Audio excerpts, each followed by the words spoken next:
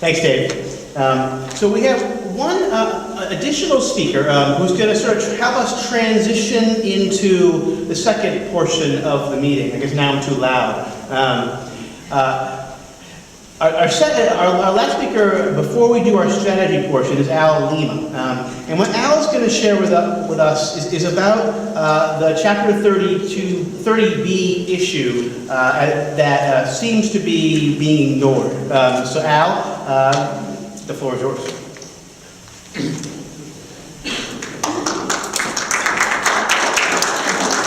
Thank you, Reverend. Thank you for all of you for coming here tonight. Chapter 30B, the state procurement law, basically says that any disposition of land, of public land, over $25,000 in value has to go out to bid. And this property hasn't bid. And there appears to be no intention of having it go out to bid. We've checked with the State Inspector General's office to see indeed if this property would comply with the procurement law and how it has to comply.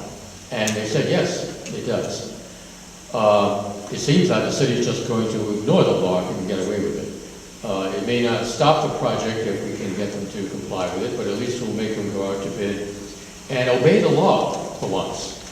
But there's no enforcement provisions within 30B, unfortunately. So the only way we can enforce this is with a taxpayer suit to Superior Court. And that requires 10 people signing on to the petition to Superior Court. We hope that anyone who is willing to sign on to that, please see me after the meeting, because we're trying to get at least 15 people in case anyone drops out or is not eligible for some other reason. We believe we have funding for the legal costs, which won't be all that much, but so there'll be no financial burden on anyone signing up for the suit. But we do need some people to come forward and help us with this 30B issue. We're not going to let it go away. The city's going to have to obey the law.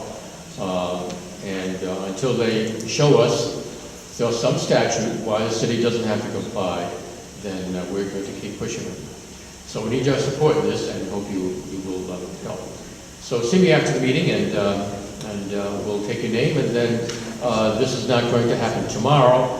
We're not quite sure when it will happen, actually, but it may happen fairly soon. So thank you.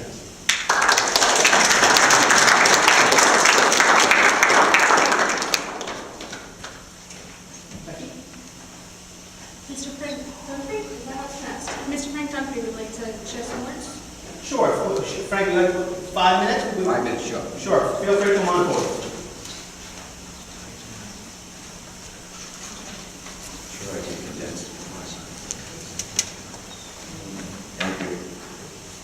Good evening. My name is Frank Dunphy. I'm president of Casino Facts. CasinoFacts.org is our website.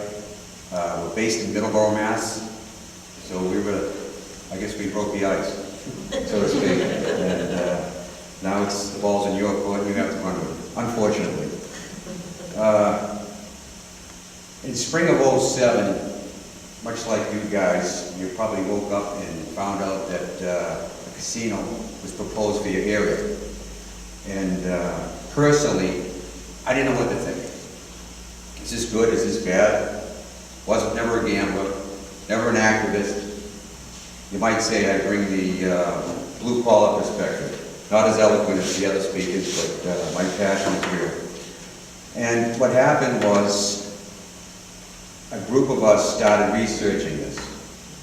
And fortunately for the internet, the research is there. If you're willing to put the time in and start researching, there's unbelievable information out there. And what we found was it really tipped the scales, cost versus the benefits. And that's when we gravitated together and we formed our group. And from that, we started reaching out to the surrounding communities who were going to be affected as well. And the response was overwhelming. We've had, I presented forums in 9 of the towns in surrounding Middleborough, and I believe 7 to date have come forward denouncing the proposal. So it was well worth spreading out. I wanted to touch on a couple things. I'm going to zoom right along here, seeing that we're under the gun for 5 minutes.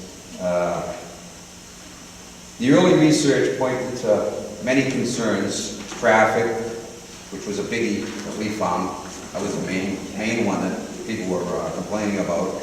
Not just the casino traffic, the workers, the gamblers, but you have vending machines, the vendors coming in and out, servicing the venue. Truck traffic, what it was doing to the roads and whatnot. Environmental was a big one. Air, water, and light pollution, something I never heard of. Up until that point, I ran into a selectman in Plimpton, and he brought it to my attention. He was an amateur astronomer, and I guess this northeast area is one of the best for viewing the night skies. And what we ended up with was, if it came to fruition, would be a 24/7 daylight, and it would displace a lot of the wildlife, the nocturnal wildlife, and so that was a big one. And let's see. The other thing that we found in our research, that no matter where we looked throughout the country, there was no economic spin-off. They truly cannibalized, the casinos truly cannibalized the businesses, surrounding businesses. The business model is to get you there, spend your money, go home broke, hopefully. And you're not stopping in local restaurants because they have them in there. They have buffets set up. They go to a lot of the COAs and they give vouchers. They'll give, depending on how much you spend, because they keep the tabs on you, they'll give you a free voucher for a buffet, or they'll give you discounts. And we found that, after going to a lot of the COAs and speaking to these people, that they were really taken in by that. It was like a little perk that they were really interested in. And it was actually getting them on the buses to come. Those little perks. So, they play on that for sure. All you have to do is look around Connecticut, Niagara Falls, Atlantic City, Illinois. All those places, when they moved in there, most of the areas were pretty dilapidated. And today, if you go in there, there's no change whatsoever. Niagara Falls is a huge example. If you visit there, you cannot believe what has happened there. Niagara Falls, people from all over the world going there just to see the falls. But when the casino came in, we're supposed to revitalize the area. And they were trying to sell it as, you were going to get a resort-style type of casino. Just didn't happen. Just didn't happen. Looks the same as it did 20 years before the casino. As Les mentioned, a little more eloquently, about the jobs. That's the number one thing that they're trying to sell these proposals on, the jobs. And construction jobs, all these numbers were inflated time and time again. Not the 30,000 jobs that Governor Patrick came out with when he came out with his first proposal. And then they whittled it down to 10,000 jobs.